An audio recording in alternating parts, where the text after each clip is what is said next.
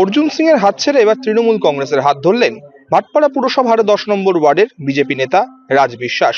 শনিবার টিটাগড় টাটাগেটের যে তৃণমূল কংগ্রেসের জেলা দলীয় কার্যালয় রয়েছে সেই কার্যালয় ব্যারাকপুর লোকসভা কেন্দ্রের সাংসদ পার্থ ভৌমিক, ভাটপাড়া কেন্দ্রের তৃণমূল কংগ্রেস প্রার্থী অমিত গুপ্তার হাত ধরে তিনি পতাকা ধরেন, তৃণমূল কংগ্রেসের দলীয় পতাকা, এবং পরবর্তীকালে তিনি বলেন যে বিজেপিতে থাকা যাচ্ছিল না, বিজেপিতে একাধিক অসামাজিক কাজকর্ম হচ্ছিল, যে কারণে তিনি বিজেপি ছেড়ে তৃণমূল কংগ্রেসের হাত ধরলেন।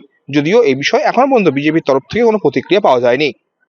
বিজেপি পার্টি আমি দেখছি যে কি বলে নাম মানে আস্তে আস্তে দেখছি বিজেপিতে টাকা পয়সা নিয়ে পোস্ট পদ, তারপরে হচ্ছে কি বলে নাম বাইরের যে স্টেটের লোকদের উপরে বেশি বিশ্বাসী। আমাদের পশ্চিমবঙ্গে অনেক ভালো ভালো উচ্চ নেতৃত্ব আছে, কিন্তু তাদের উপরে কোনো দায়িত্ব না দিয়ে বাইরে থেকে যারা আসে তাদেরকে দিয়ে পশ্চিমবঙ্গে চাইছে ভোট করাতে। এইভাবে পশ্চিমবঙ্গ কোনোদিনই জেতা যাবে না। পশ্চিমবঙ্গে যেভাবে লক্ষ্মী ভান্ডার, তারপরে যুবসাথী যেভাবে চলছে, ওইতে আমাদের পশ্চিমবঙ্গে চতুর্থবারের জন্য মাননীয় মুখ্যমন্ত্রী মমতা ব্যানার্জি সরকার হতে চলেছে। অত্যন্ত স্বল্প সময়ের মধ্যে আপনাদের খবর পাঠিয়েছি, আপনারা সবাই এসছেন। আপনারা দীর্ঘদিন ধরে জানেন, সবাই অবগত আছেন যে গত লোকসভা নির্বাচনে ব্যারাকপুর লোকসভার মধ্যে আমরা 7টার মধ্যে একটা সিটি হেরে গেছিলাম, সেটা হচ্ছে ভাটপাড়া বিধানসভা কেন্দ্র।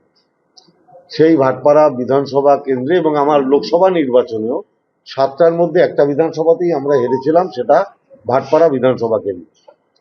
সেই ভাটপাড়া বিধানসভা কেন্দ্রে বিজেপির জয়ের যারা কাণ্ডারি ছিলেন তাদের মধ্যে অন্যতম রাজ বিশ্বাস আজকে এই 2026-এর নির্বাচনের প্রাক্কালে মমতা ব্যানার্জিকে চতুর্থবার মুখ্যমন্ত্রী করার লক্ষ্যে এবং বহিরাগত এই যে অপসংস্কৃতি এবং নির্বাচন কমিশনের এই হিটলারগিরি, তার বিরুদ্ধে প্রতিবাদ জানিয়ে আজকে ভারতীয় জনতা পার্টি ছেড়ে তৃণমূল কংগ্রেসে যোগদান করছে।